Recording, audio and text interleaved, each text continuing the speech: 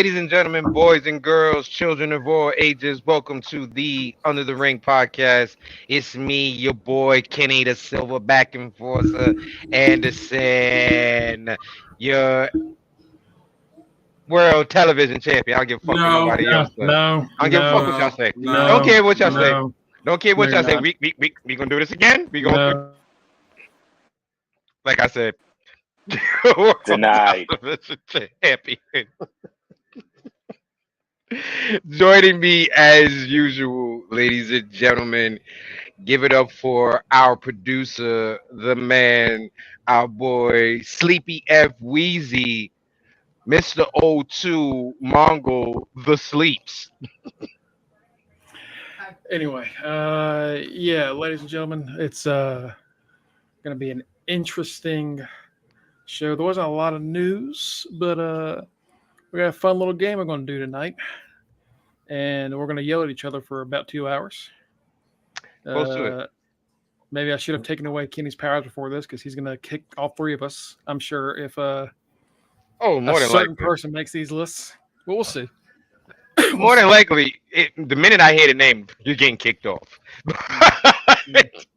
Joining us also from Louisville, Kentucky, he is the only man to ever hold the IC title. He is Matty Bishop. See, see, see. That's some bullshit. See, don't show it. The minute you show it, the minute it goes.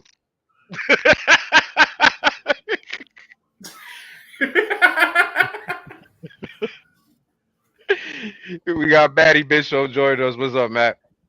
What's up, y'all? Then got a haircut, started my new job. I'm tired, but I'm ready to talk some wrestling. So let's go. That's what's up. That's what's up. And joining us from the Boogie Down, the captain of our street team, El General, Tito. Flex Daddy Magic. Say what's up, Tito. What's going on, boys? No Haven't OT had- this week, so About to say, we haven't had you on for a while. What's going on, Reggie? This week is no going OT to be... this week, baby. This week, we're gonna try to get some sponsors if we can. I don't know if you can see this motherfucker, but I'm drinking Voodoo Ranger IPA. Pretty damn good. That is good. And I'm drinking Great Lakes. They're up in Cleveland, Ohio. Oktoberfest. It is Oktoberfest season. Oh yes, biz, folks, biz. I'm All going right. a bit healthy. I'm drinking some orange juice with extra pulp from Costco. Extra poke? You chewing your orange juice? Like what the hell? All right, let's get into some news. He Honestly, said with extra pulp. Ooh. right? Like you chewing it. You pretty much drinking an orange Starburst right now. That's what you doing. Let's get into some wrestling news. There really wasn't much wrestling news besides the fact that none of the people who were involved in the AEW backstage incident have a clear-cut time frame on how long their suspension is.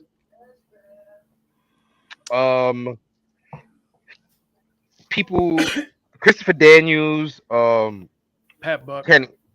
Pat Buck. Well, Pat Buck is back, I believe. I think I Daniels believe- is back in there. Was No, that everybody Daniel- that helped break up the fight? No, He's back. Daniels is not back yet from suspension, but Daniels is also in Japan right now. I was okay. So these suspensions come at an interesting time then. Right, because Omega was already slated to be in Japan for a week, which is where he's at right now, sharing with Coda. And we got Christopher Daniels is over in Japan, and Michael Nagasawa is over in Japan as well too. So three of the people who were supposed to be in the mix of this suspension are over in Japan. They were Here's the thing: those three were supposed to be going to Japan to promote the video game, but since they got suspended, they pretty much said, "Yeah, fuck promoting anything. We going over there to do our own thing and have fun." Christopher Daniels got himself booked in for a couple of matches while he was there for a week. And Nakazawa got himself in for like 2 matches while he's over there for a week. While Omega is hanging out. Yeah. So this suspension Yeah. is bull caca. So Omega is not only is he over there hanging out with Coda, he's apparently getting scanned in essentially for a Yakuza video game. If you don't if nobody's played the Yakuza series, it's kind of like a mafia thing, but with the Yakuza in Japan. So that's cool for him. So he'll be in 2 video games next year, which is pretty sweet. And look who is here. Joining us, ladies. Up fashionably late as always. Joining us, ladies and Just 'cause he gentlemen, got a belt. from Cincinnati, Ohio. Give it up for your reigning undisputed predictions champion, Mr. Mike Ciampa. Boo. Kiss my ass. What's good, UTR? Yeah, when we say we start at 8:30 ish, I'm the ish. Okay. Yeah. No, as long as everybody understands that, yes. Yeah, as long as everybody says I'm the ish, I'm the champ, I can do those things. But yeah, what's good, fellas? Right now, we just talking about how nobody in AEW is really suspended.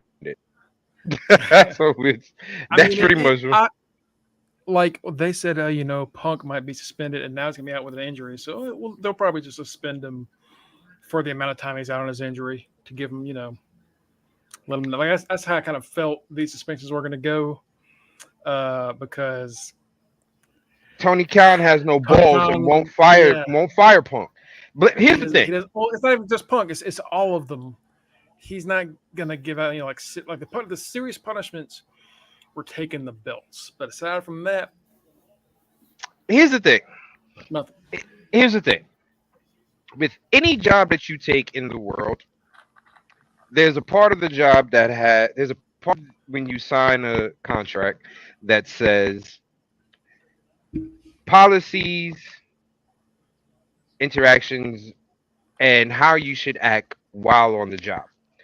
Any job you take, when you sign on to take a job, there's a part of the contract that says during company hours you will not act inappropriately, certain way, maybe be under the influence of anything, things of that nature. There's certain things you can't do while on company time.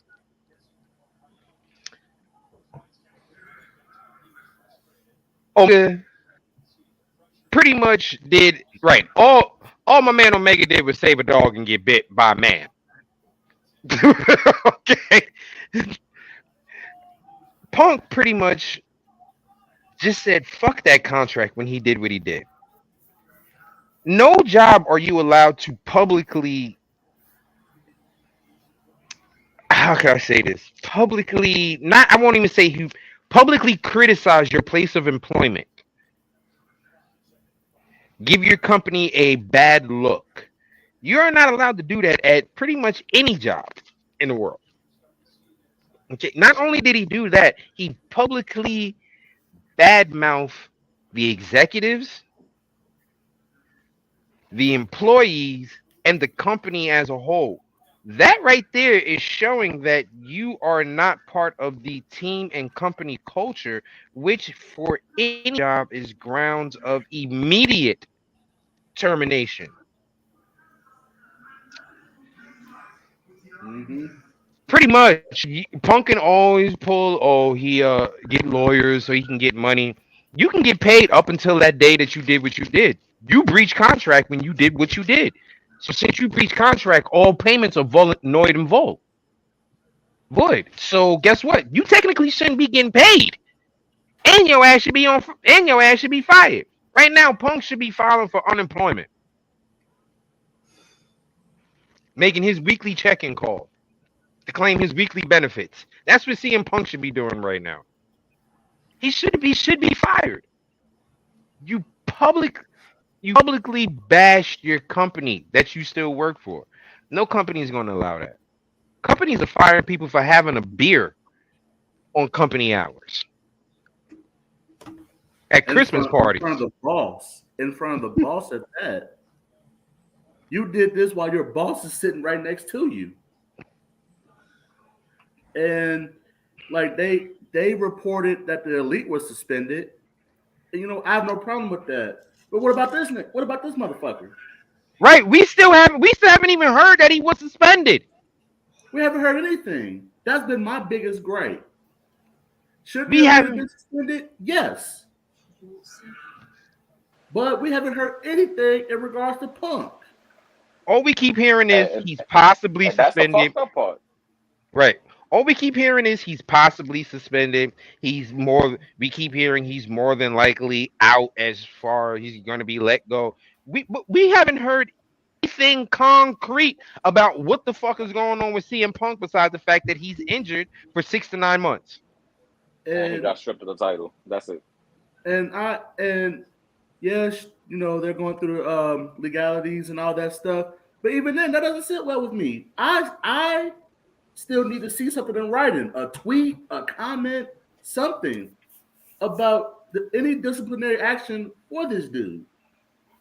Yeah, and I It's agree with what Reggie just said too. Because the way Punk acted in that fucking press conference, son, I'm like, yo, what the fuck is going on? Like, he went AWOL on the shit. Like, he brought in Colt's mama, called Paige an airhead. And we should be talking about MJF, who just came back, and he calling MJF a little prick. and okay, like if he sues, so what? Like Tony Khan, you have a multi-billion-dollar pocket. So what if he sues? Here's the thing: he can't. Technically, he can't sue because, like I said, what he did is pretty much on every human being's contract when you sign a contract to work for somebody. It said like you can't act a certain way during company time or misrepresent yourself or as a company. Mm-hmm. Like it's starting to seem to me that Tony Yeah. Khan is going out of his way to protect Punk. Still, I Because- think they got lawyers involved, which is why we're not hearing anything about this. Yeah, that's really what all of this is. If there were no lawyers or anything involved in this, it would be a simple matter of they're suspended, CM Punk is fired. But because he decided to show his ass in front of the higher ups and the people that basically hold Pay the bills. their fate in their hands, and they're like, so you have an employee. Because think about it in a legal in from their standpoint, you're there for the first time ever. You're seeing the owner, president, all that, with his star employee, with the person the apple of his eye, fighting his executive vice president. What the hell? Like, Basically, you gonna be like, what am I paying y'all? What are y'all doing? What just happened? I think because it involves EVPs, like legitimate EVPs. but I don't want to hear that because I don't want to hear that and they brought legal with them, which is interesting. Here's the thing. I don't want to hear that because they legitimately put the other EVPs on blast and let us know that they were suspended. So if you're willing to put the executive vice presidents on blast and let us know that they're suspended, why does this common fucking wrestler get more privilege and get more rights than the fucking EVPs? I do wonder if it has something to do with the contract. What his contract said last year when he signed it. At the end of the day, legalities. Maybe he's allowed to, say some more in-depth shit. Here's the thing that pisses me off. We know that he planned on going in. Mm-hmm. Tony Well, it's a Khan knew that rumor. he. That's all Tony we Khan- know. We It's a don't know. rumor. We don't know Okay. that. That's not Okay, there was a confirmed. rumor that's going around that's saying that he planned on going in. So, which means Tony Khan knew he was going to do something. She was like, "Go for it, dude." How do you Probably do didn't that? know that Punk was. He probably didn't know Punk was about to just say, That's "Oh, all- this entire roster sucks." Yeah, and they're that's all what. children.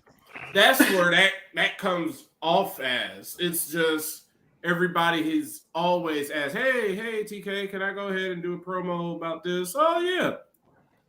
Usually they're being truthful. So I can't fault him for thinking, oh, Punk said, hey, I'm going to go in there and talk about A, B, and C.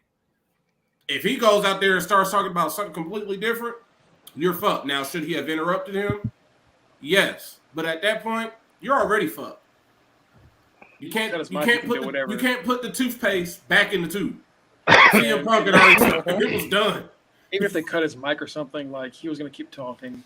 Yep. Here's the thing. We're going to keep writing. Here's the thing. Here's the thing. It shouldn't. The culture in that locker room should not have given CM Punk the idea that it would be okay for him to do that. That's the thing. Well, I mean, who do you blame for that? You- if it's You blame Tony Khan. well, I mean, like you're saying the locker room there, so somebody in the locker room had to agree with him at least. Here's the thing. You wouldn't dare hear of a WWE talent doing that for fear of something happening to them in their job when Vince was there. You don't even fear. They fear that shit now with fucking Trips. You said that you are not a boss. You are a friend, which is why the inmates have ran AE fucking W, which is why they're in the predicament that they in now because fucking Adebisi decided to go all out in Oz. But also, look what it's doing for ratings. Look what it's doing. They hit like they were over 1 million the entire 2 hours yesterday. That's because for the first time in forever, people are like, "What the fuck is going on?" Yeah, it's controversial. It's weird shit happening, and it brings people in. I'm not saying that you know it was kind of on purpose. I'm Controversy just saying sells. controversy sells, and while it may not be the exact situation they want to be in, TK is about to just rake in the money on this one. You know what? There's an old saying.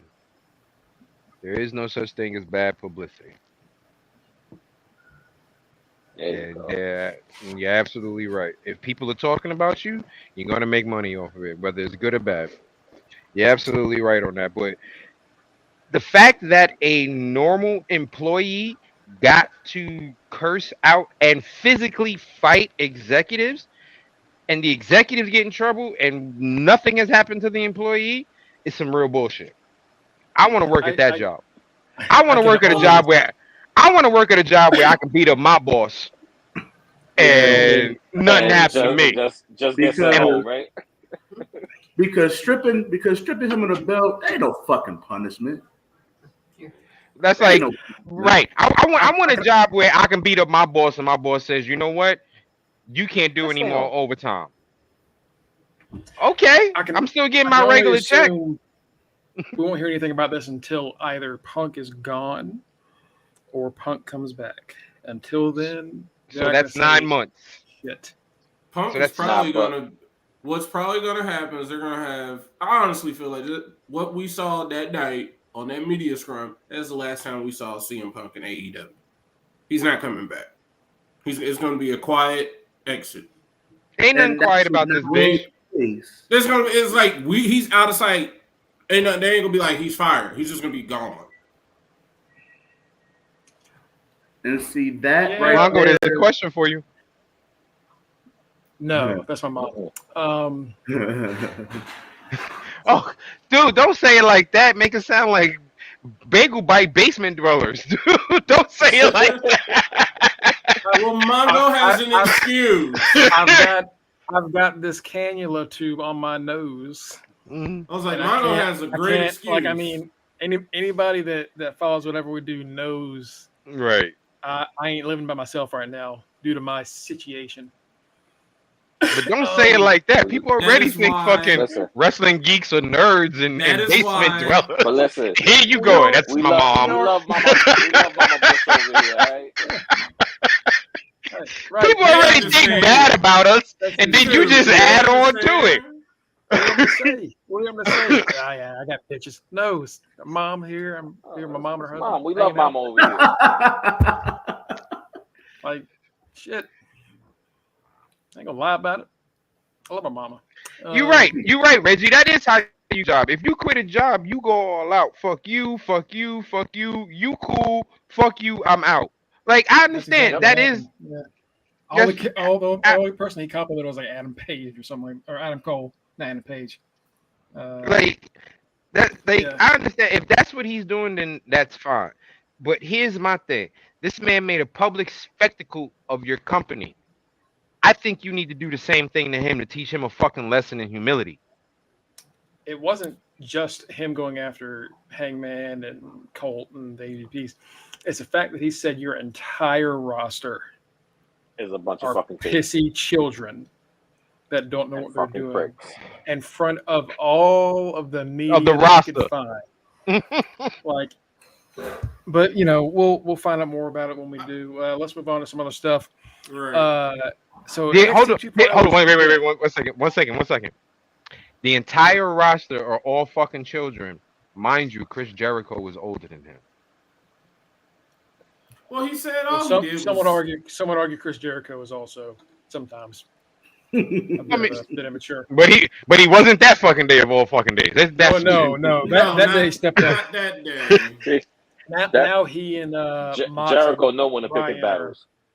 those three are now the leaders of the locker room. So, to be fair, great picks. Oh shit, Joe Hendry's an Impact. All right, cool. Anyway, NXT 2.0 is dead. Thank God. I don't know if it's It black ain't and dead, gold. dead. It ain't dead. It's just gonna be black and gold 2.0. Right. It's black and gold 2.0. Now the logo is white. It's and black, gold, and white. Yeah, we ain't dead. We just the White Ranger. It's just like Tommy. Tommy did all he did was disappear. He became the Green Ranger. NXT went from being the Green Ranger. Now it's about to come back. Oh, look at that! It's the White Ranger. Boom. Same shit. Great, same awesomeness. I'm here. We don't care celebrating about. death. We don't care about him. We don't even care Celebrating about the death of 2.0. y'all. Yes. Y'all just hated the colors. That's all it is. Here's the thing. No, It's it was more than just that. the It was neon more than that. colors. No, Don't Matt, make I me- told you don't that. Make me do a rant. Don't make me do a rant about this. Come on, man. Hold It's more on. than the color. Matt's 100% right with me. And I said that from the get-go. I was like, 2.0 isn't that bad. It's just mad bright. Once I got past it being bright, I had no issues with 2.0.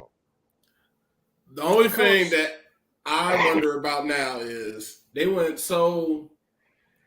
dove in so deep for that rebrand. Because remember, when they initially rebranded, we had the regular NXT title. And then they went so far as to change the titles up to have that neon, that bright little hue to them. So are those belts about to get switched again? Nah, you know what? I think the belts might not get switched because those belts are like collective. So pretty much, I guess if they have enough gold shining around it, it won't look as rainbowish. Right. So I don't think they'll change the belt again for a while. HBK did his thing with 2.0. He brought it from us going, what the fuck, to okay, HBK, we see you. We see you. So like I said, it was really the colors for me. Once I got past it took a while for me to get past the fact that I can actually see the crowd in 2.0. That took me a minute to get used to. A lot of folks, their biggest gripe was, well, this isn't the old NXT. Of course not, because the old NXT was technically not developmental anymore, even though that's what its main purpose was. They have finally realized that they could kind of do the best of both. You can have the developmental aspect, and they finally realized that they really there was no point in ever changing the colors. I think that whole color change was something that Vince was a part of.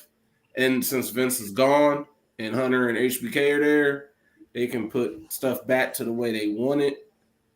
I got a question. We can all be happy again.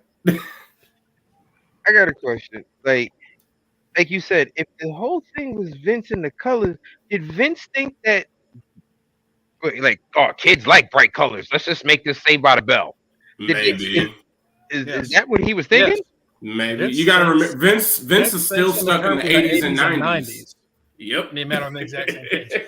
He thinks of the 80s and 90s. And back then, bright colored, big characters was what kids liked.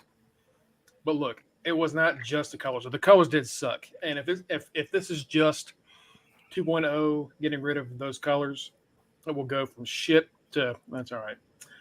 But it wasn't the only problem they had. I got another question. If they were so strict on that, if people aren't improving in 90 days, we getting rid of them.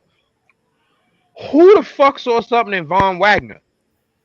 Vince saw Von Wagner. Vince, because remember, Von showed up on SmackDown for like 1 week and then he disappeared and he magically showed back up on NXT. Vince liked Von Wagner. That's why Von Wagner's there. I don't know if he's going to be around long because he's just not doing anything. I'm surprised Stone is still there, Mr. Stone, because he went from being Robert Stone, now he's Mr. Stone. I do hate that old Robert Stone just did not work out at all in NXT. With anyone. Like, that is, like, he had a really good gimmick and character, yo. I don't understand how he didn't work out. They kept giving him losers, and that I don't mean that like all these people suck, but I mean like they kept giving him people that weren't winning matches. Right. What do you do? What are you supposed to do with that? Like, how does that prove he's a good manager? He was at the league for 2 years. Like, what the fuck is he supposed to do about that?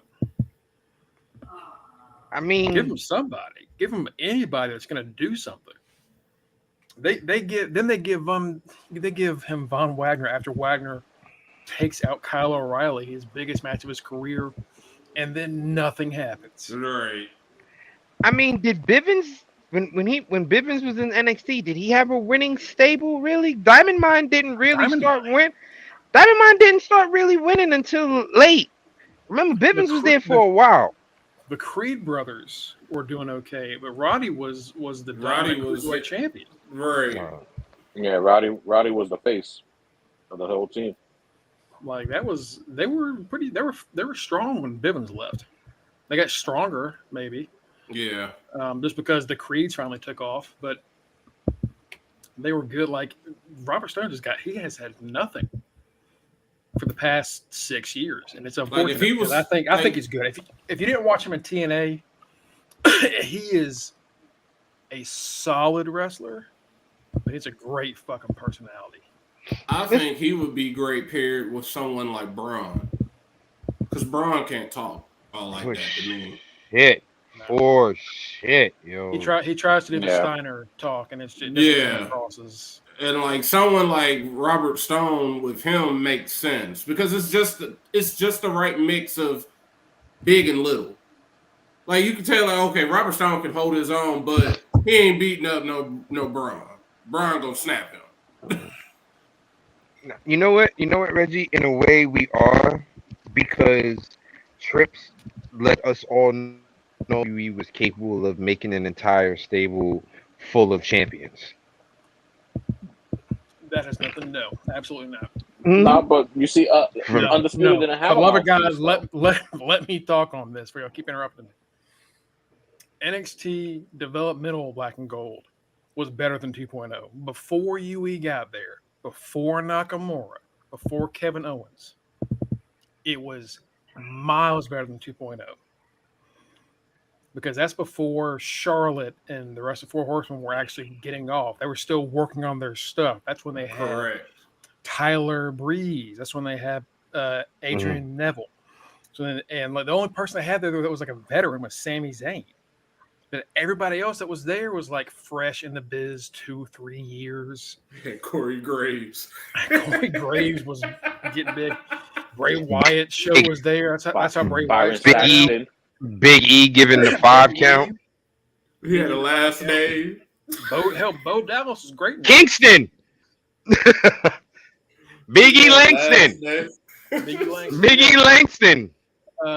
Paige and Emma, like there was a shit ton of people that were young, that were like just in the business long enough to know what to do to get there, but not enough to like. That was prime developmental NXT, Right. and to say 2.0 is on that level.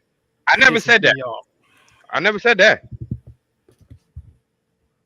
Never said that. That's what a lot of people are saying. No. I said 2.0. I tell you exactly what I said. I said it wasn't as bad as what it appeared once I got those bright ass colors. But also the idea that I should give it a break because it's developmental is what I'm trying to get at. We've had the developmental NXT before, and it was way better. Right. So I'm not giving it a break because it's developmental when I've seen what developmental good can be, and it's just not that. I'm not giving. You know what? break. Hold on. Okay.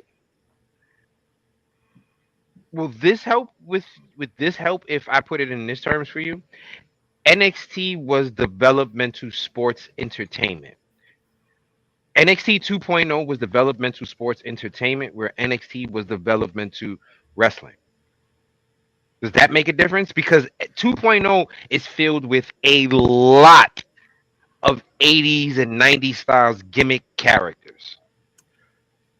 Classic NXT had Bray Wyatt, Tyler Breeze, CJ Parker, Emma, and Paige, and Big E Langston, Mr. 5 Count, and Bo Dallas, Mr. Bo Leave. No, it does not make a difference. Those I don't know. NXT Black and Gold had Triple We didn't H, have people like 2.0. they didn't have people like Wendy. 2.0 had Like Vince. this was 2.0.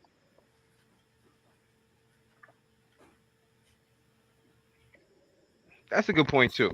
No, 2.0 was being they're gonna get away with it because they have Vince. So we should give them a. Here's the point. thing, No. Mongo. No, I don't. I'm not giving them points. I'm with you on the whole 2.0 wasn't better than Black and Gold. Okay. It was good, but it wasn't great. Yeah, that's the thing. No one is sitting here arguing you saying that 2.0 was better than anything. No one on this panel right now is arguing that. No, my argument is that because y'all are saying because it's developmental, I should give it a break. No, we're not. We're not telling you because it's developmental, we should give it a break. That you can't compare it, it's developmental, and if you look past this stuff, it's fine. No, what I said is if you look past the bright colors, that's what I said. If you look past the bright I said it's not. I said it's not that bad. Which is fine is not that bad. Those are that's tomato. But, dude, so you mean to tell me nothing good came out? No. I'm not saying nothing, but I'm saying the majority of it is shit.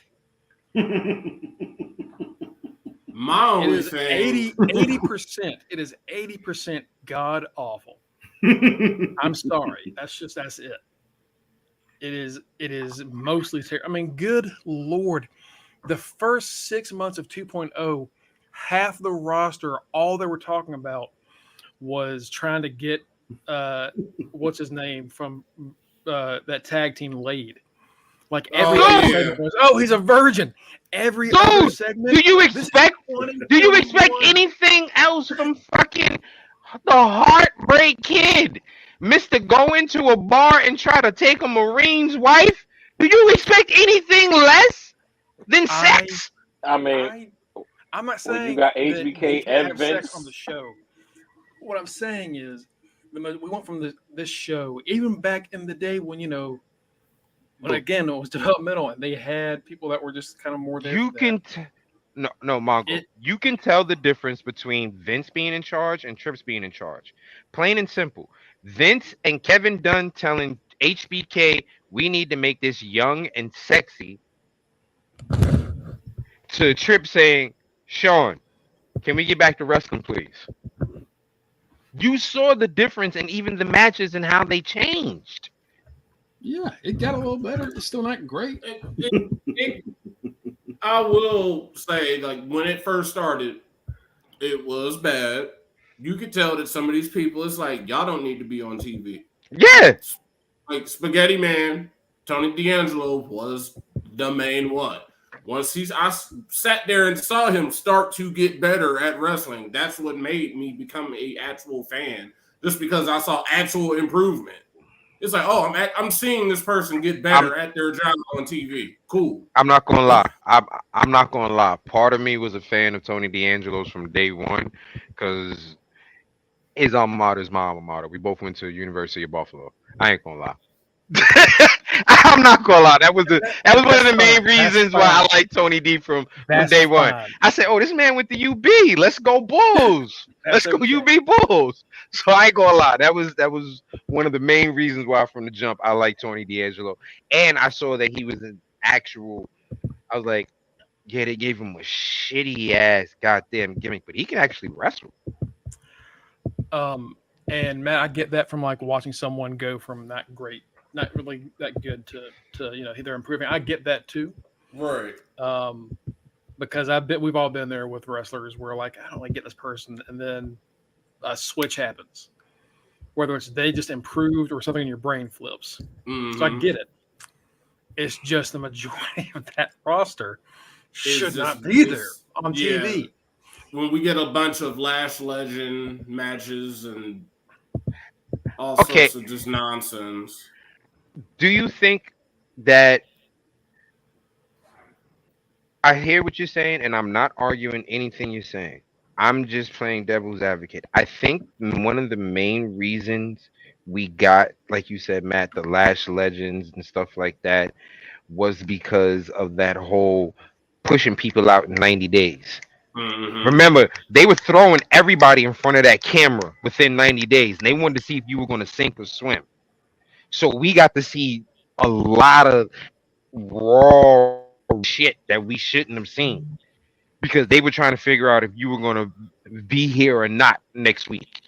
And the bad part about with Lash Legend, especially, is they had her go over to NXT UK before they finally closed it down.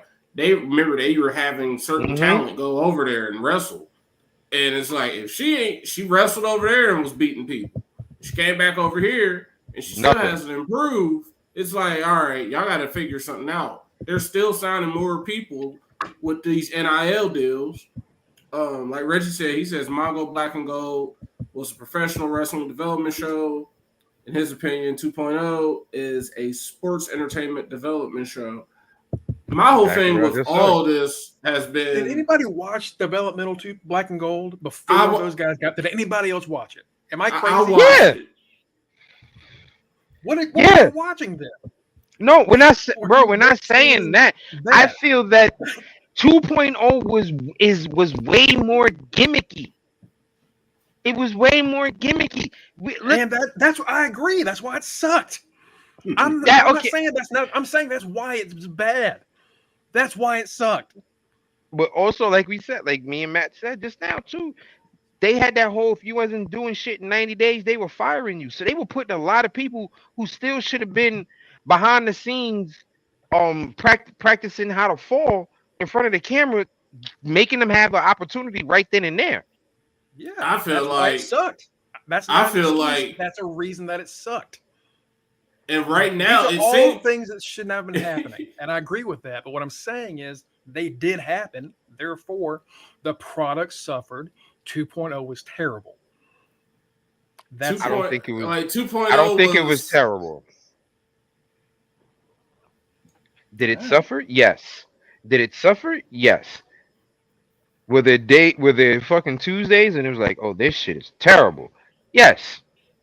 But, there are a lot of Tuesdays where it's just like, this is bad, but right. But there's also Mondays when we say, oh, this shit is terrible. There's also Fridays when we say this shit is terrible. There's also Wednesdays when we say this shit is terrible. So, like I said, I think Tuesdays more than not, it was terrible. I just feel like NXT 2.0 was just starting to figure itself out at this 1 year mark, and now they're just like, oh, bet is black and gold. It's like, well, y'all were just starting to hit your stride. You know what? I will say this. Over the past month, it did feel like they were starting to hit the sweet spot a little bit. Yeah, like I didn't care about colors or none of that. The problem was they still had a lot of crap they had to work on, like talent that we just needed a lot more work, gimmicks that were just not working out. Yeah, like you could kind of see the light at the end of the tunnel, but it was a long ass tunnel. Here's the thing, though. That's the thing. It was too much. 2.0 was more focused on these guys talking and their segments and their backstage time and shit like that. The last month or so hasn't had that many. It's been all out wrestling. So of course it's going to hit a sweet spot because they've had the guys who can wrestle put on matches this past month. Yeah. They haven't had any talking really. It's just been all matches. Sure. So that's what. But the thing, and that's what we kind of lost in a sense with Black and Gold. We had guys who could cut a promo. We had promos.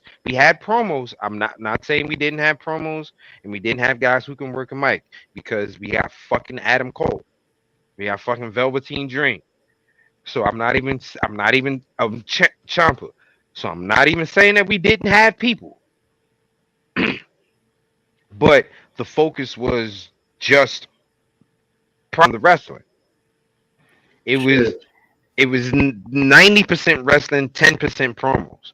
2.0 kind of flipped that shit completely. There were some Tuesdays where literally I think we may have had just 3 matches for 2 hours because it was mostly backstage segments.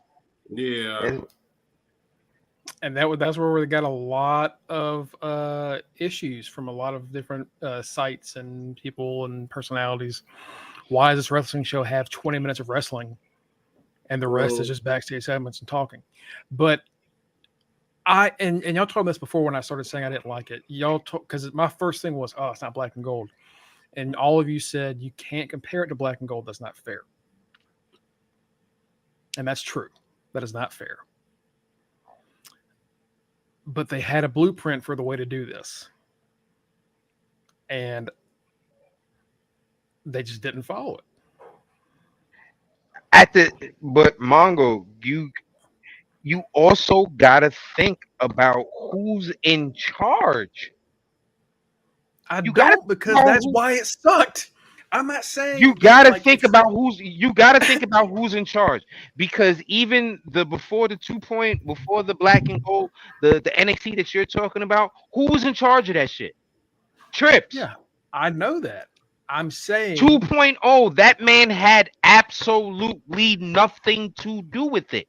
So which means it was a completely different regime in there. Completely different regime. I'm not disagreeing with any of that. That is all true. And that adds up to why I didn't like it.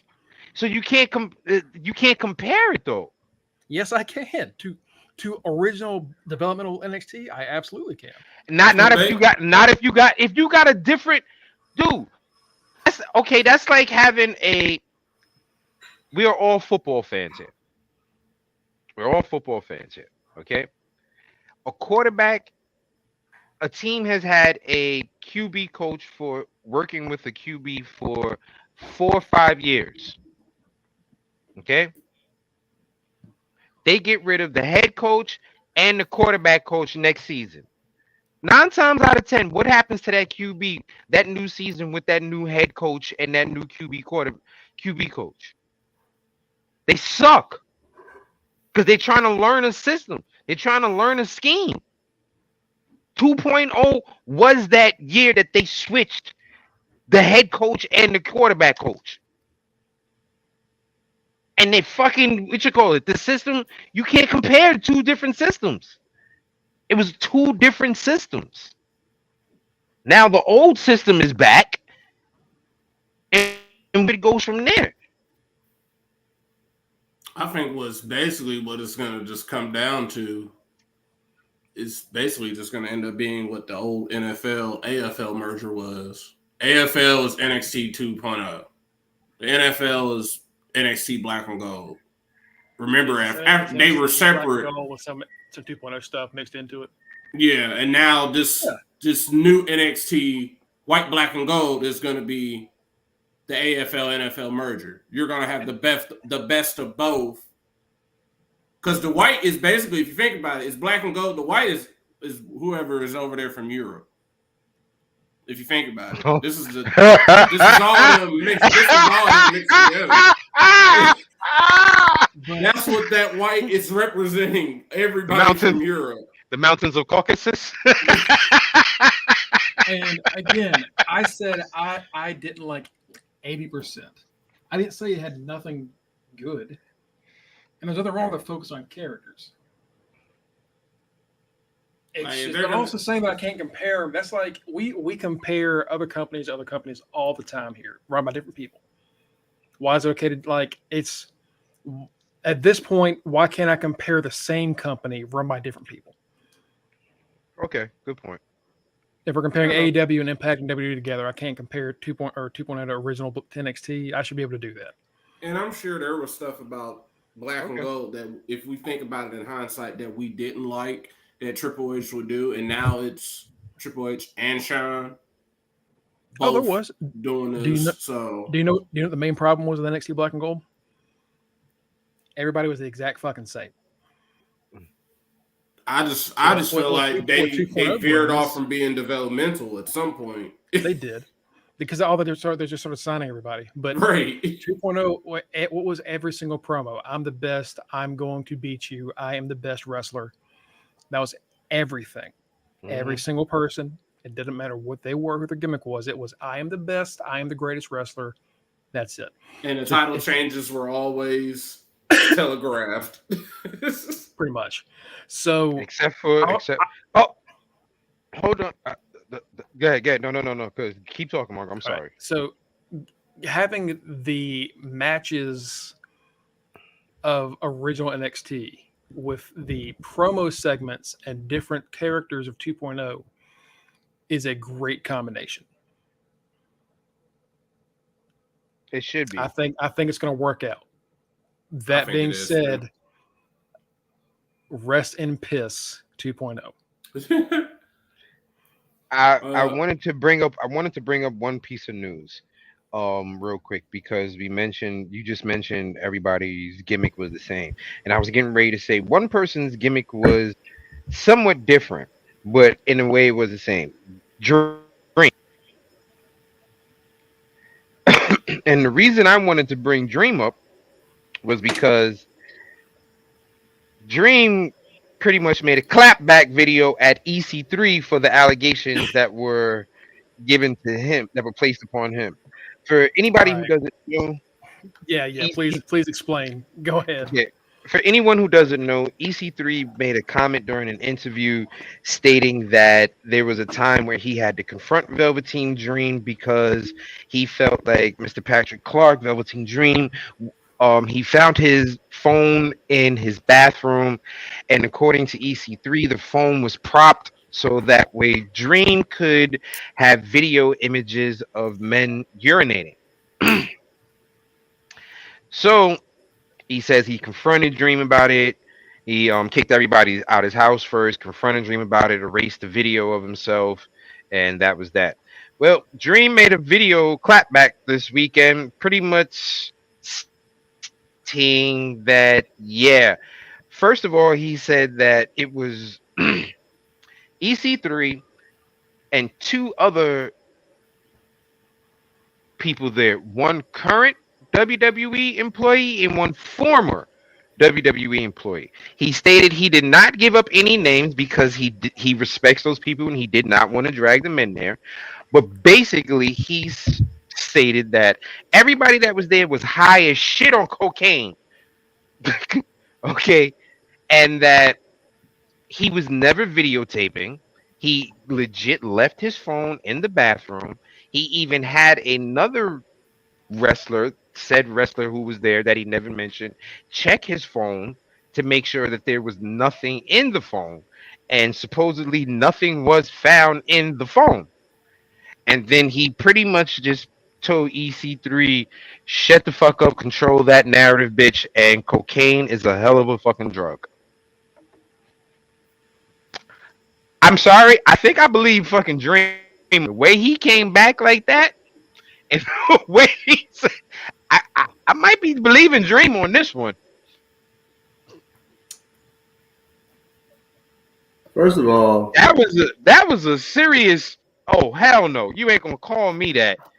And here's the part that made me. Here's the part that has me somewhat believing a little bit of what Dream says. The fact that he said we were at his house and me and you aren't even really cool like that because you couldn't separate my character from my real life persona. So it's I get pretty much saying that EC3, you so fucking stupid you couldn't tell that I was only playing on television and not in real life. well, shit. I mean, the fact that he said that EC3 was pissy ass drunk, and that's my thing. If you're that fucking drunk, how the fuck would you even know what Dream or anybody else was doing at that time if you were slumped over in the corner of your own fucking house pissy drunk? That's my thing. This is just a bunch of he said. That's all this It is. doesn't mean shit. Man, I honestly I don't care anymore. And if y'all really want to know what I think, it's honestly I feel like y'all remember old boy Jake Atlas wouldn't be shocked if Dream and EC3 are the same way. So just a bunch of I mean, he maybe. said. I mean, Like, look, that problem, I wouldn't be surprised that's how it went down. But it's like I at said. the end of the day, there's a reason that Dream is not well liked, and there's a reason that Dream is just like kicked out of every locker room at this point. He has an attitude, and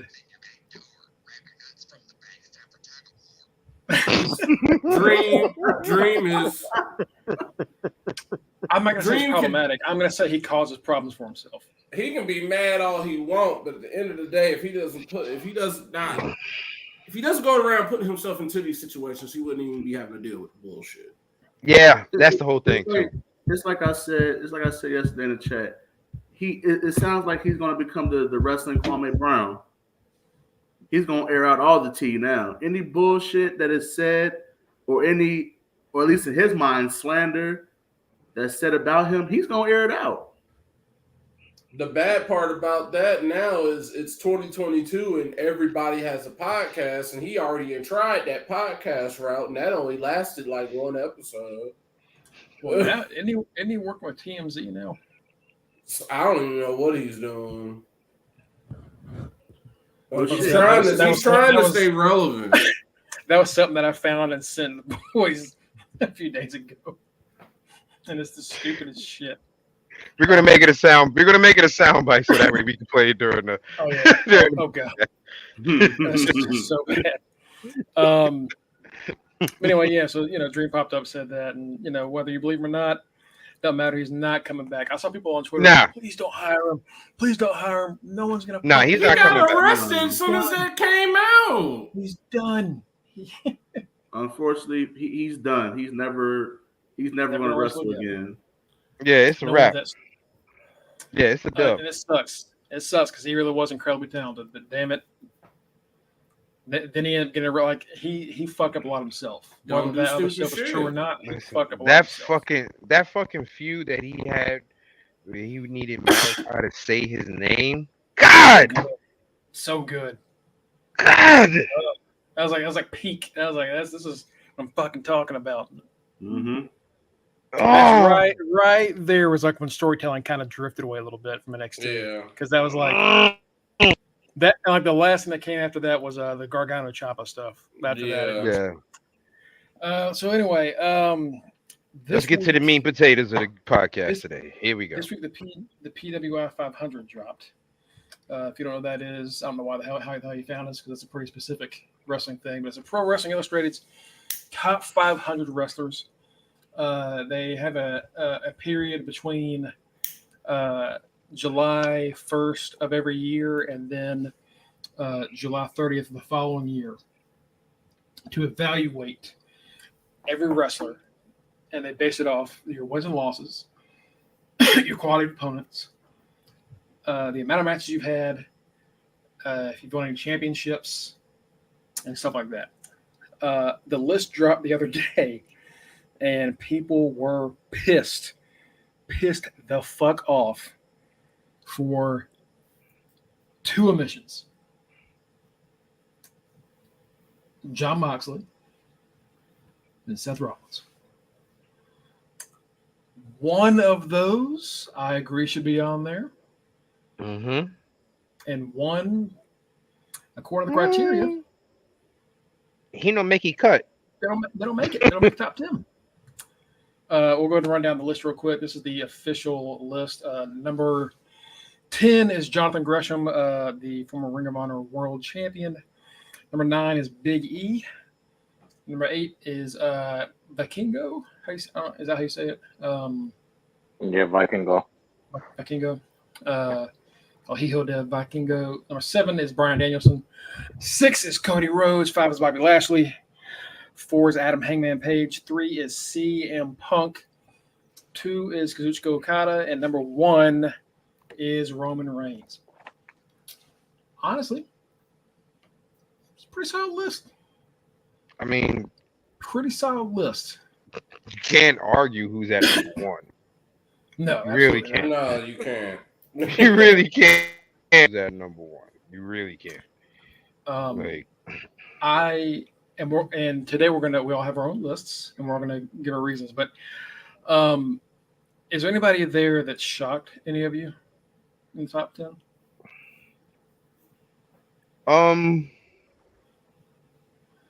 I guess how do you say the name? The one that you were just trying to pronounce again?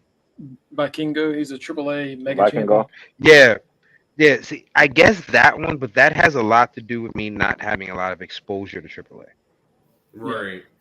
Those You are know? the ones where I'm like, all right, I don't watch it, so I can't say anything. Yeah. Right. That's the thing. I think anybody on this list or in that top 10 that I don't have a lot of exposure to, of course, I'm going to be like, I guess. You know what I mean? Yeah, because even I know of him, and I saw him at the top 10. I'm like, I guess. I said the same shit, like, I guess. Because, like, I watch AAA here and there. If he's a top guy there, he's a top guy there. You want to hear something real? I used to watch AAA like back in the day when I was younger. I don't even know if it was called AAA back then. It's probably called something else. But Spanish wrestling used to come on at like midnight on like Channel 4 and Channel 5 and here in New York. And that's when I used to watch it.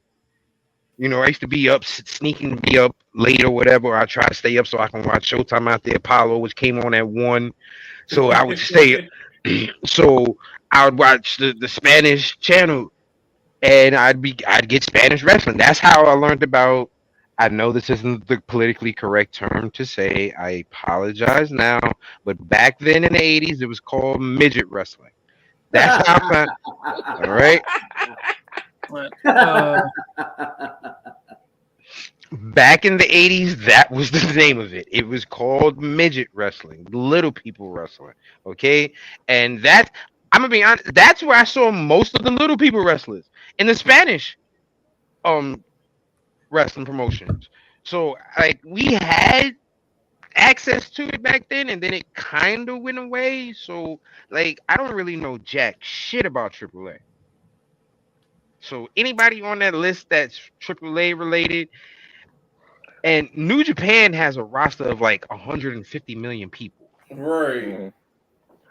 Yeah, but as for like Vikingo, he's the one who like after Kenny dropped that AAA title, he's the one who grabbed it and ran with the belt. So that's why I'm like, yeah, I get it because Okay. he's been like their top guy.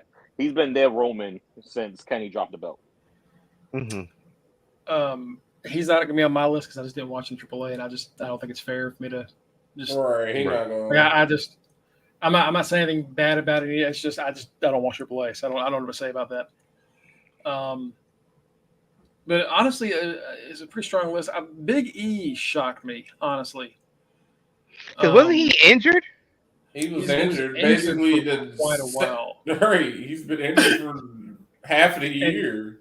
The reason Most behind of this Moxley year. not being there is because Moxley was gone for like 3 months, but like Big E's been gone longer than that.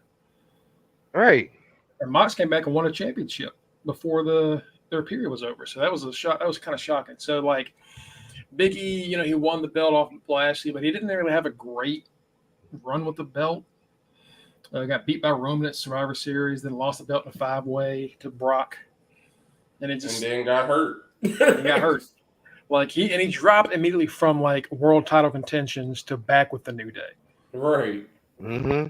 Like that was so like him. I would have top 20. Yeah, but top 10 was a little tough. Mongo, before you Yeah. run out of breath and you can't talk anymore, let's get your top 10 out the way. All right, so I'll do something a little different here, Bob. All right, when it's your turn to get the list, you're gonna get the big screen. Ooh. Oh. Number 10, Matt Cardona.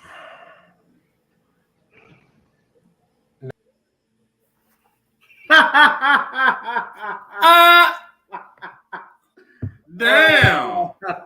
Damn, son. I thought the name was Punk. I didn't know it was Matt Cardona. Anyway, Matt Cardona. He had a solid. He had a solid fucking year. The motherfucker won 7 titles. I can't even say nothing. 7 belts, including the big 10 pounds of gold championship, the NWA World's Heavyweight Champion, Matt Cardona, before he got hurt. I can't lie. He went on. I just hate his fucking guts, but he went on the fucking page this year. I can't deny that.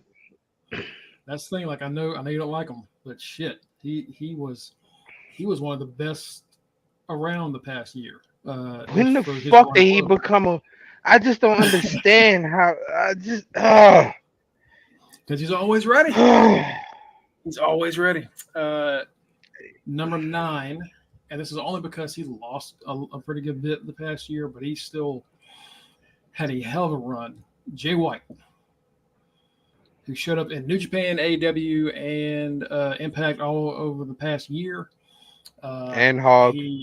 And House of Glory. And House of Glory. He's added Chris Bay and Ace Austin to the Bullet Club. Has been the never open weight champion and is now the current world champion over there in New Japan. So pretty strong year for Jay, but he lost a lot of like 6-mans and other matches he probably should have lost. And that's why he's at number 9, but he's still in the top 10. Next up is Okada because of that G1. And again, he won the championship this year too. So it's hard not to have those two in this top 10. Those are like the 2 best guys in New Japan right now. You got to have them there. Number 7 is Josh Alexander. Josh Alexander, the now 2-time and current Impact World Champion, has beaten Tomohiro Ishii, Minoru Suzuki, Moose, Eric Young, Jonah, PCO, and Christian Cage within the past year. And the only Impact loss he had in the past year, the singles loss, was Moose when he lost in 60 seconds after he won it. No argument there. 6 is Cody Rhodes. He captured and lost and captured the TNT Championship this year. He came to WWE and had a hell of a 3 matches with Seth Rollins, won all 3 of them. He's on a pretty great run, so I'll put him at 6.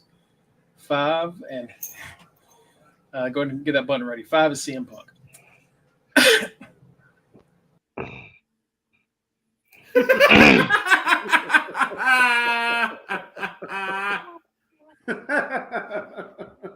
And Mongo's list has ended, so who shall go next? Dang.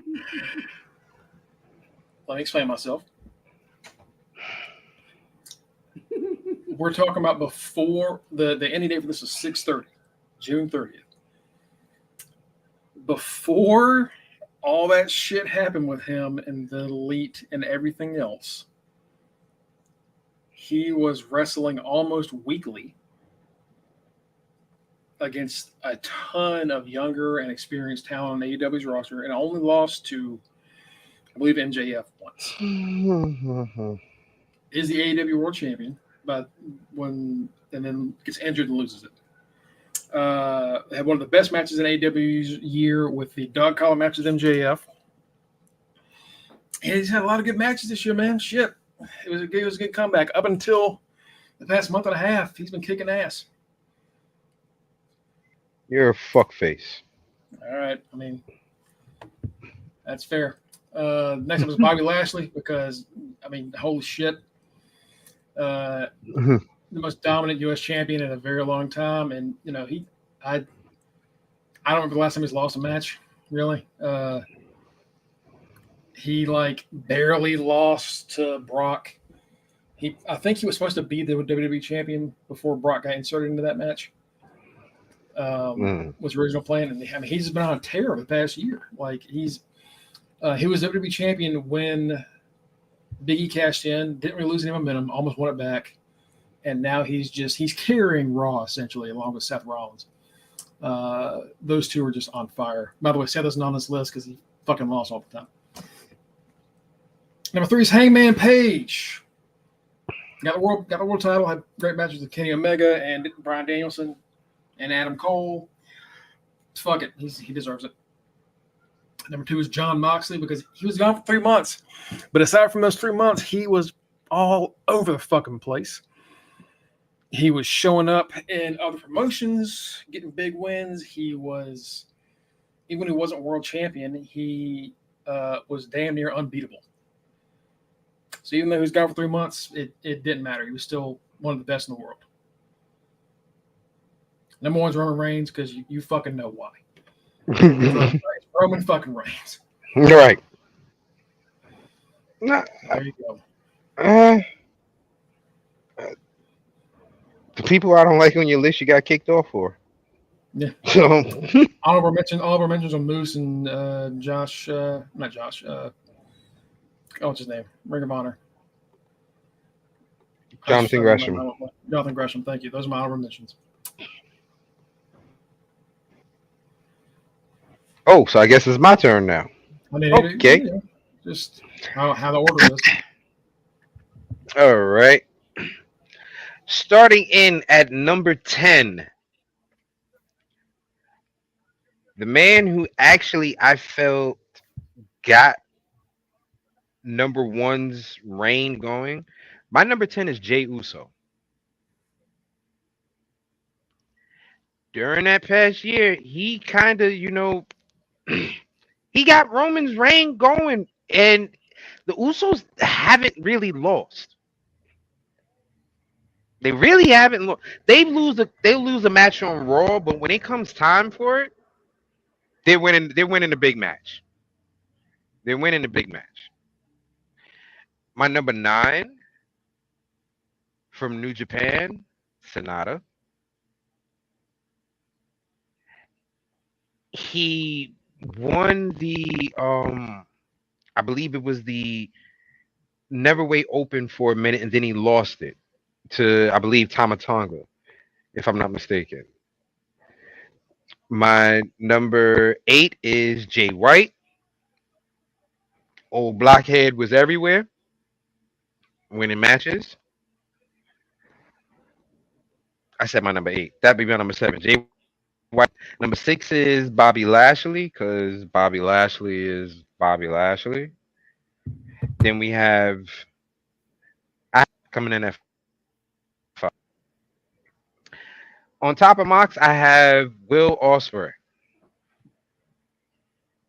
People might not like him, but the dude was collecting belts, holding them down, talking shit, and putting on great matches. After Will Ospreay, my number 4. This is the one I told you might shock you a little bit, bro. My number 4 on my list, Braun Breaker.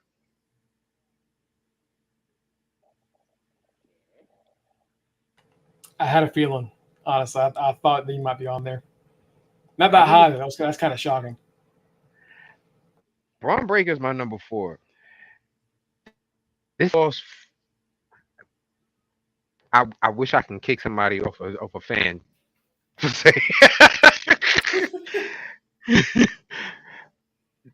If you look at Braun Breaker's overall record, he's only lost 4 matches. Since he's been wrestling, he's only lost 4 matches. Yeah. My number 3, the Canadian Beast, Josh Alexander. My number 2, Bryan Danielson. He may not have a belt. He may not have won a belt. But if you look at the amount of matches, the caliber of matches, and who he has fought, his first match was a fucking draw with Kenny Omega for the belt. You know, right? And it was 1 year ago around this time. And like Tito said, me and him were there for it. And that was a fucking banger. And we're going back again this Wednesday to see him finally win a belt. Oh, Tito, I'm also hyped because fucking we get Action Bronson actually fighting. That's going to make me hype. But of course, my number 1 after Danielson is, you already know it, Tribal Chief. Acknowledge him. But that's my top 10.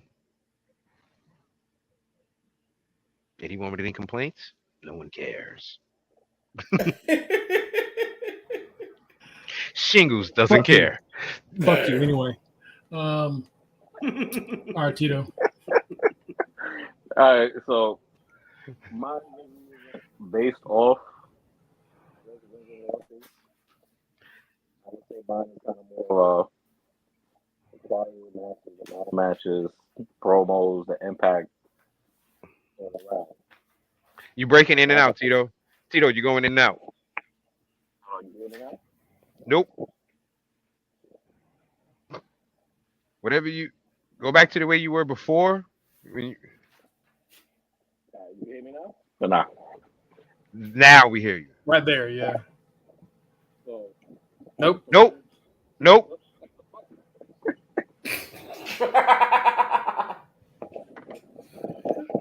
what about now? Nope. Nope.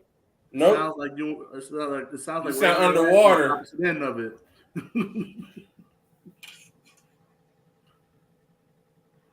Now you muted yourself. Oh Lord.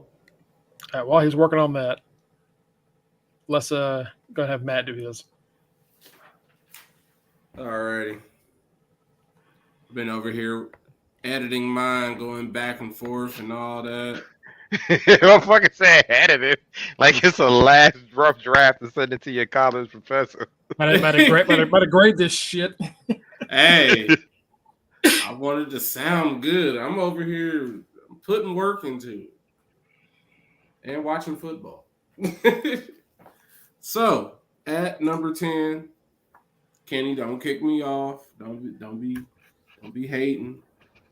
Putting them right down here. Putting CM Punk at 10.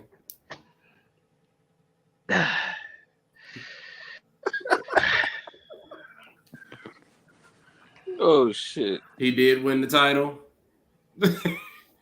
He did wrestle. He did a lot, even though he is an asshole, arrogant asshole. He did put in the work to earn that money. And Shut up. that's why he's Might acting want the to hear way that he's bullshit. acting. Number 9, I put Josh Alexander. He has carried Impact during this time. He has been a great world champion for them. He is the face of that company. Oh, someone said Kenny's number 1 is CM Punk. Nah. I'm putting at number 8. That's why I said, can we kick a fan off? Oh, Because I saw that. Because I saw that shit. You lucky we can't kick and add fans back on. Number 8. Even though he did lose, the man put in so much with promos and ring psychology and getting into people's heads. I put Seth Rollins. He might not win, but he's going to make you remember what he did. But we got to use wins for criteria if we're using PWI as criteria. Seth hasn't won since 1776. You know what? Fine. I will take him off and I will replace him because I got multiple of these over here. I will put Lashley in his place.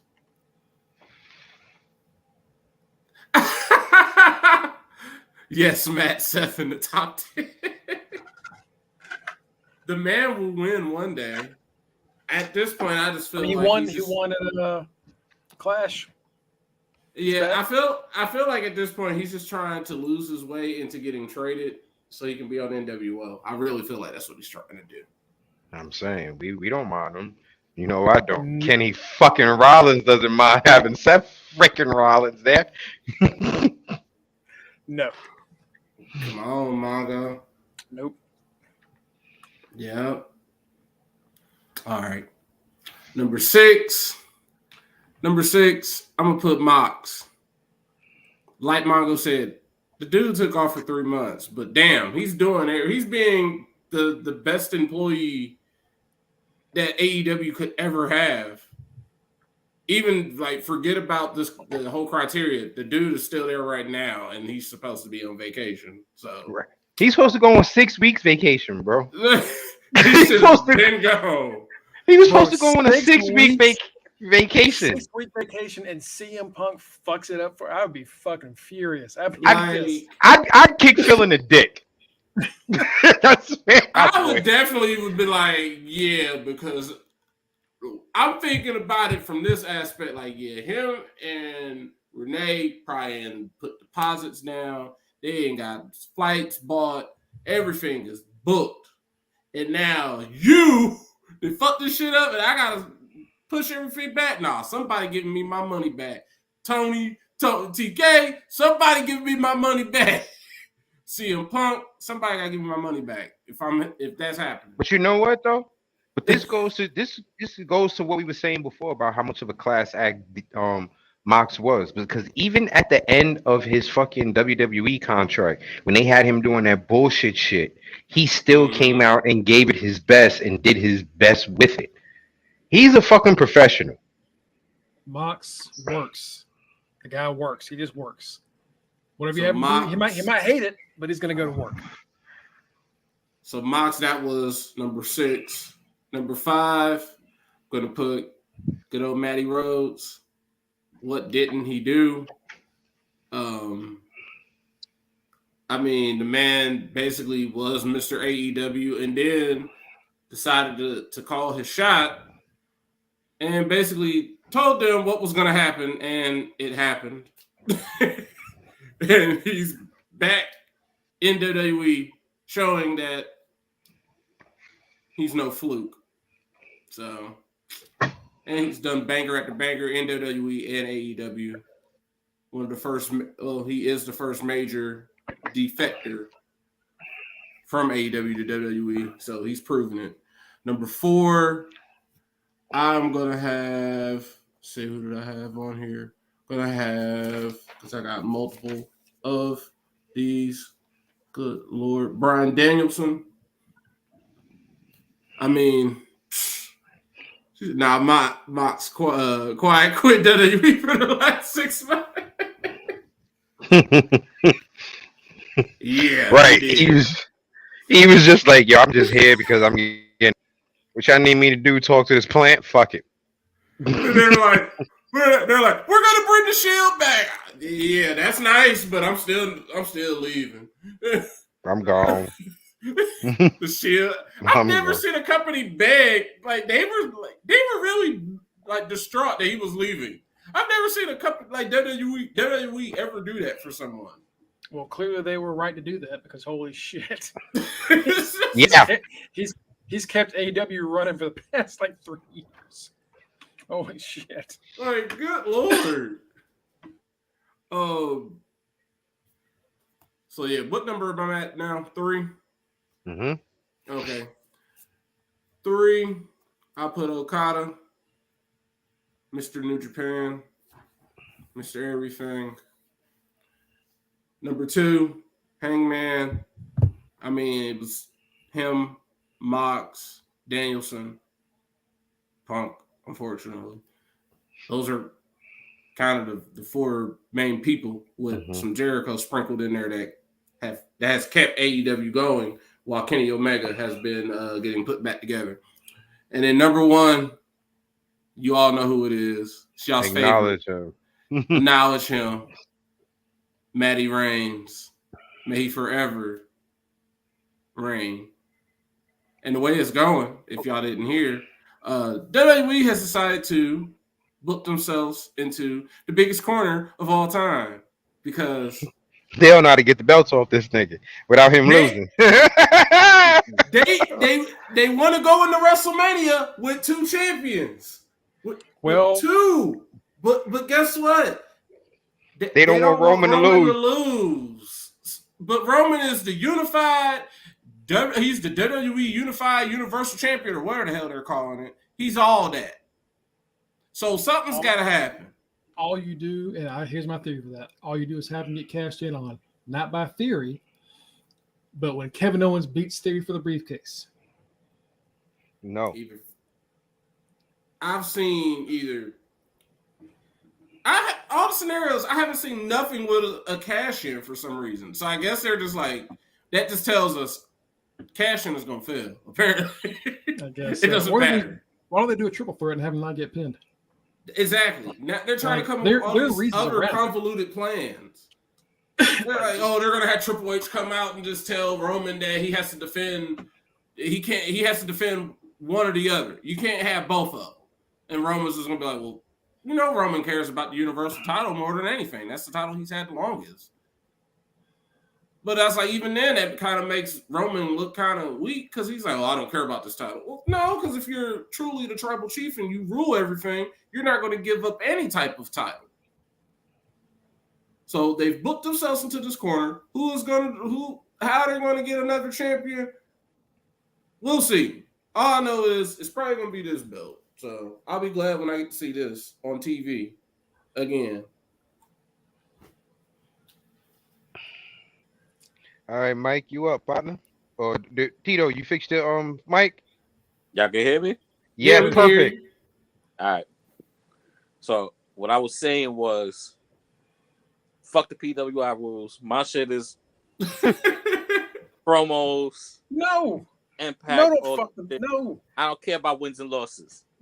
Oh my God. Nah, I had to kill Seth off of my list. Right.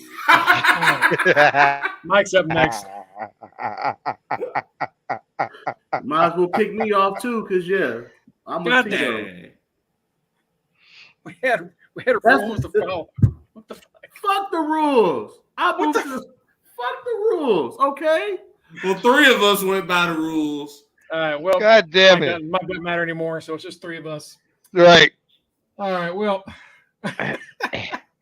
Oh, look at that. Our world champion didn't follow the rules. Wait, I'm now the new interim UTR. Exactly. Go ahead, Tito.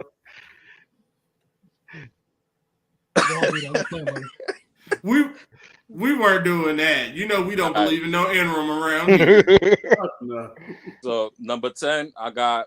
Even though he's a tag wrestler, to me he's been standing out as a singles wrestler. Dax Harwood. Okay. That's a good pick. That's It's a good like fucking pick.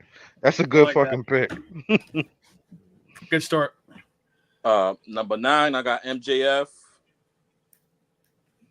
8, I got Jay White. All right. Let me see. 7, I got Danielson. Number 6, I got Mello. To me, Mello is the star of 2.0. Okay. Fuck Braun Breaker, all those other dudes. It's Mello. Mello don't miss, baby. I'm not gonna lie. I feel like you got a pretty strong list so far. Number 5, Right. I got Josh Alexander. Okay. Because like we all agree, Josh has been the face of Impact since he has gotten that belt. Mm-hmm. Okay. Number 4, I got Moxley.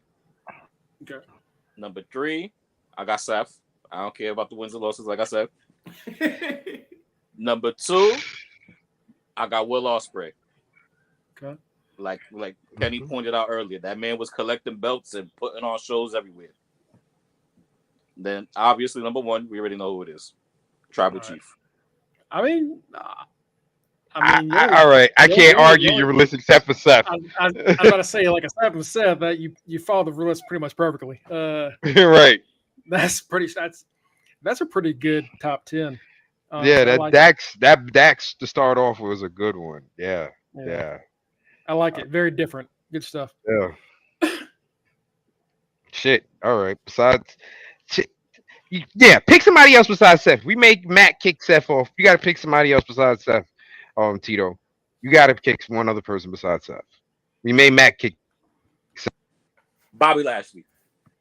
All right. Okay. Cool. There you go. Seth, your honorable mention, bro. Fine. I Auburn is want to fine. be fucking difficult. No, what? Fuck that. Difficult? Kiss my ass. Difficult, bitch. We gave you rules. Fuck rules.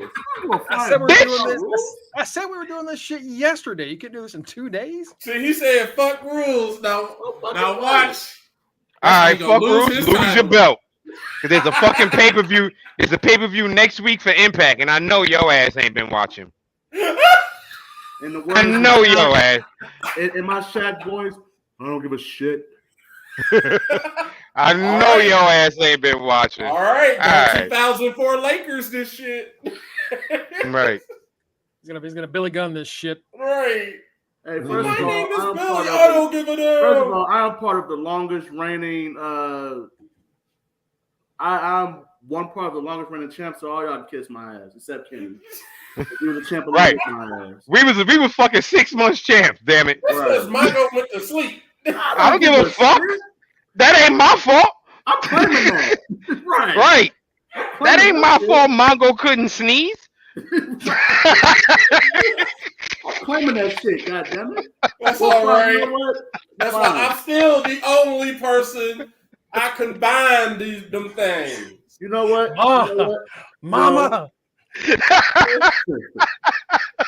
You know what? I will be with everybody's ass. You know what? I will follow the rules.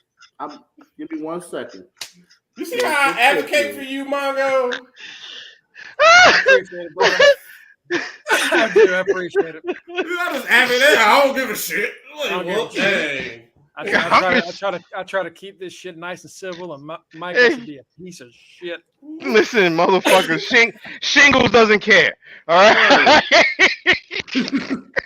You see who my name is? Mike Ciampa. I'm a fucking like Tommaso Ciampa. But anyway, fine. Mongo couldn't sneeze.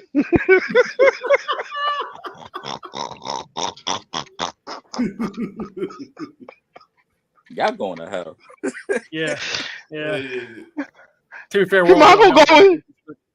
Right, Mongo going too, because he laughing. Right.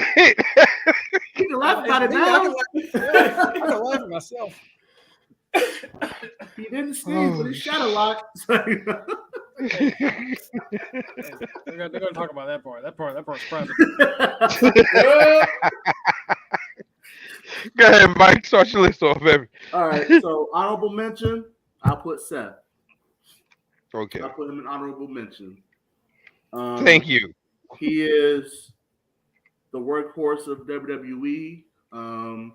He has had been part of two of the best feuds of this year, for sure, with Cody Rhodes and Riddle.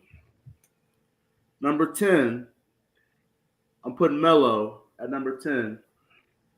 Mello is money. Mello is ready for the main roster. Like Tito said, I like Braun, but I like Mello more. Number 9, Jay White, IWGP champion, heavyweight champion. He's bounced around from Impact to New Japan. You know, he's done a lot of shit. Number 8, Cody. Like Matt said, you know, he's the first high-profile defector, and Kobe is the epitome of what a WWE superstar should look like. Like he just fits WWE. He is a WWE wrestler. Like he was always the outsider of AEW to me. So he's back where he belongs, and once he's healthy, that belt is going to be on him. Number 7, I got Hangman. Hangman had won me over the past year. I always thought before his title reign he was kind of meh, but Hangman's a star. He's a star, man. And yeah, he won me over with his title reign. Number 6, Lashley. Dude has had an incredible year. You know, he's the veteran guy who, if you need him to be a heel, he'll do a great job as a heel. If you need him to be a baby face and hold down your mid card for your brand, he can do that, as he's doing right now. Like Lashley's great. Like he went through a lot of bullshit in his return to WWE, but over the past couple years, the man has just been awesome. Number 5, Okada. You know, if you win that grueling G1 tournament, you automatically got to be in the top 5, in my opinion. Number Not only 4, that, he said, I'm not going to do this shit like everybody else does. I'm calling my shot. Fuck defending the briefcase. Fuck you. You got to love it. You got to appreciate it. yeah. I'm not gonna lie. Like, I like Okada now. Like, it took me a while, but I like Okada. Like, I understand Okada more now than I did, let's say, 4 or 5 years ago. Number 4, I got Gresham. He held down ROH for a long minute, man. Like Gresham, God, I hate how he lost that belt. Fucking Tony Khan, but whatever. But Gresham is gold. And number 3, I have John Moxley. Like you guys have stated, he's a professional beyond professional. The man is a workhorse. Whatever you need Mox to do, he's going to do it. And like I said, he's my Cincinnati brethren, so I'm biased. So he's going to be in my top 3. Number 2, I have Josh Alexander. The man has he's been a great fucking champ. He's had some fucking wars. For example, his match with Jacob Fatu, which I need to see again. The man is just incredible, and we all know who number 1 is. I don't need to say more about that. So he's Tribal Chief, and he's going to be number 1 next year.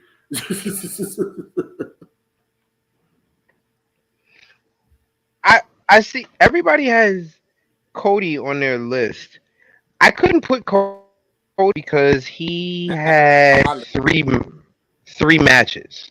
Well, Tito, you didn't have Cody, but I couldn't put Cody on my list because he had three matches in WWE. It's not about just WWE though. It's from last July to June. He didn't have that many matches to me. To me, he didn't have that many matches. He did a lot of talking and had the big feud at their pay-per-views, but he didn't have that many matches to me. That's why I couldn't put Cody in my list. And then, like I said, WWE he had three. I don't think he had. I don't think he had 10 matches I think his within last that match, time frame. last You match. don't think he had 10 matches since he joined WWE? You don't think he had 10 matches for this I time? think his last For that- matches were against Sammy, and then he took that little couple of months off, and then WWE. He feuded Right, with I don't- Aleister Black. Well, he feuded with Malachi Black. What you call it? Sammy. And then that was it. With Andrade, right? Like he had a few. He had enough for me to put him on there, along with He had a how TNT important title his reign, change didn't was. he? He did. Mm-hmm.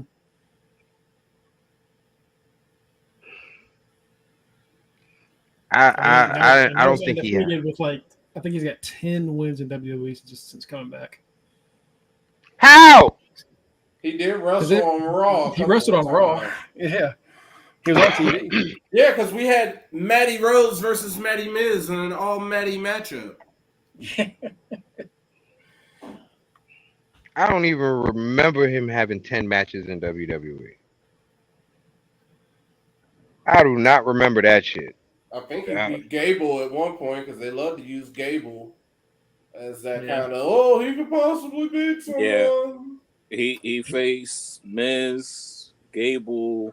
Probably Gable KO. needs a run. I think he fought Theory. Gable needs a mid card run. Gable needs a mid card run. People don't realize how good that fucking shoosh, please. How good that shoosh shit is. That shit is gold. That's up there with the Miz's. When my hand goes up, your mouth goes shut. People don't realize that's something. And Gable can fucking wrestle. Gable can really fucking wrestle. I really would like to see Gable with a mid. You know what? You know what they've done with him? It's kind of like what they've done with Seth. Like, yeah, I mean, him and Otis lose, but they don't look like he doesn't look bad losing. He's going to give you a fire ass match. Like you said, he's already with the shoosh, just his promos. He's going to draw instant heat because of that. Like, that dude is great. Like, him and Gargano had a fucking fire ass match this past Monday night. Oh yeah, Fire. damn near 20 minutes. Mm-hmm. And shit like that is that match right there, and the past couple matches that Gable was had. That is like the epitome of Trips' imprint. You can lose but not look weak. You know who Gable is? He's the new Dolph. Yep. Yeah. The new Dolph, baby. He the new. Instead of it's Dolph time, it's gonna be his Gable time. It's shoes, please. Mm-hmm. Yeah. Gable is really, really fucking good. Really good. I need to have a mid card. A mid card title on Gable at some point. He's gonna be that guy that can, wherever you put him, it's gonna make sense. Like nothing's gonna be too beneath him. It's gonna be like, he's being stupid. Okay, that makes sense. Oh, now he's in the ice. He's in the mid card title picture. Okay, cool. Oh, he's in the tag title picture. Okay, we remember him being there. And if they really want to do something to make us really be shocked, he can be in the world title picture, or he could go down to NXT and do that. But he's always gonna have a job in WWE because he's versatile. That's all it is. He can do anything. That's true. Which good. Well, fellas, I honestly think this is surprising. Got through our list in under 2 hours. Right. Holy shit! Anything else you guys want to talk about before we hop out of here tonight? We got new women's tag champs. Damage New women's control. oh, Damage Control, the new women's tag champ, and the other big champ, Baby Oos,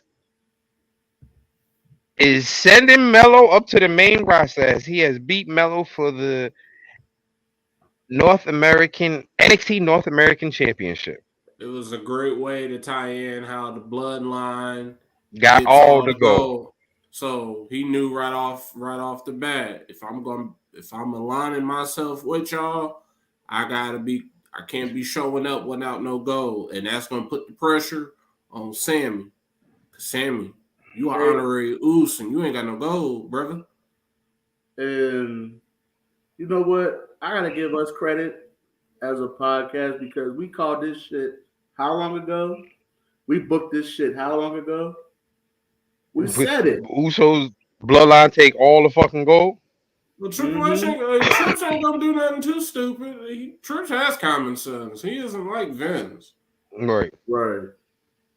It makes sense. Like we knew as soon as he showed up at Clash at the Castle that Solo was going to be a huge deal. And now with them intertwining, with them basically not rebranded, but you know, the black, white, and gold and stuff, he can be interwoven into NXT and SmackDown or Raw with that belt. Mm-hmm. Well, you heard what you call it? If Solo wins that belt, is it going to Fridays to SmackDown? Yeah, they said that as the show was as they were going off. And they could do that. Hell, the Usos bounce back and forth from Raw to SmackDown every week. Not even the beginning of Kevin Owens' main roster career, he was coming back and forth with the NXT Championship. Yeah, I mean he can do it. It's all he can do it. It's just this is a great way to have Mello be brought up because Mello is going to chase that title. That's how he's going to show up on the main roster because he's like, no, I want my get back. Mm-hmm. Yeah. That he ain't getting no get back on the main roster, bro. He's about to get jumped by a bunch of Samoans. About to get jumped by a bunch of Samoans because Monday Night Mellow, baby. Or this is what they gonna probably do. Yeah, he gonna go. He ain't got beat, and now him and Trick they gonna be on Mondays.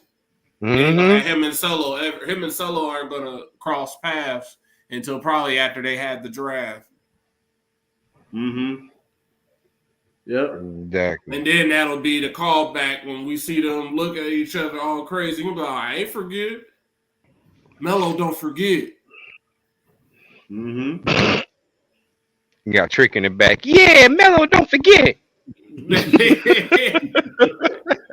I love that me and Justin are Mello and Trick, and Justin is Mello. Monday Night Mellow. We had Monday Night Rollins. Hey, now we got Monday Night Mellow. It just makes sense. Oh, that's gonna be great. That's gonna be a good ass match. Mello gonna get his head caved in. That's gonna be. We all know. Nah. We all know Mello's first feud is gonna be Miz. Oh, I mean, I'm just saying, like when we see that is gonna be the promo. Oh yeah, you used to be Monday Night Rollins. Well, it's Monday Night Mello, and that's when he's just gonna be like, oh, crap. He gonna get his shit. He gonna stomp underneath the damn ring. He gonna stomp them braids into a fro. Gonna stomp the fucking braid right out his head. Like, Trick just gonna be like, mm-hmm. Right. Right. He do Trick right from I'm like Hercules, Mello. Man, low. But yeah, like we said, we got next week. We got Next week we do have a pay-per-view, folks. So Mike will be putting his belt on the line. So, like we Dun, said, dun, and like I said, nigga, I know you ain't been watching. hey, I got the champion's advantage. All he Goddamn need is it! a tie. Right, All I punk need is a ass. goddamn time. With Impact, that is likely to happen. Now with Impact, we don't fucking know. Impact will have somebody like Speedball beat Josh Alexander out the blow. And Yeah, that's how I they love them retain. swerves. Fuck, Ooh, fuck the fuck. ooh, Well, we ain't got to worry about Punk no more. ooh. It's the fall of Mike, okay? It's the fall of Mike. It's still summer. It's still about to be Maddie Rains. Hey, fall starts next Thursday. And by the time we're on this podcast, the fall of Mike Ciampa will begin, baby. Yeah, the fall. Yeah, the fall. Yeah, he said do it. y'all He see said it? the fall. Not the fall. Yeah, the fall. hold on. Yeah, come on, My bring season. it, big bad booty Betty. My Do season. y'all see this? I'm whipping y'all asses. Man. Ooh, we haven't had a fan bring in any picks in a long time. I'm saying, I'll whip your ass too. Let's go.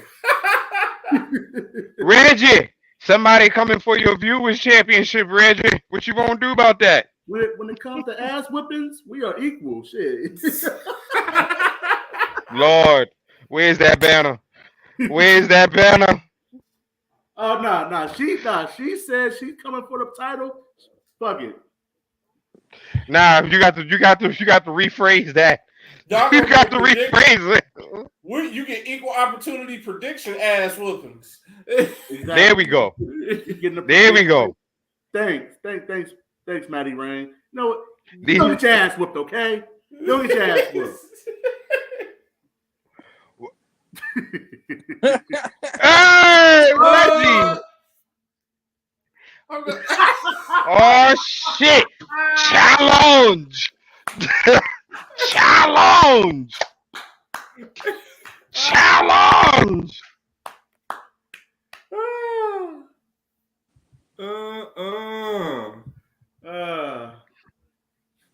Yeah, Challenge!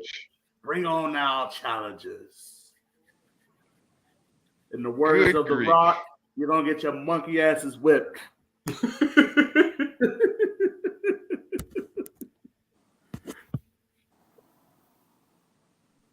Oh my god! Spicy in that chat. Oh, sucky now. It's getting spicy. I see. Well, ladies and gentlemen, please join us next week so we can put in predictions so we can see the shit that's about to go down. Don't forget to follow us at facebook.com/undertheringpod and twitch.tv/undertheringpod. As you know, we air on Thursdays. Okay.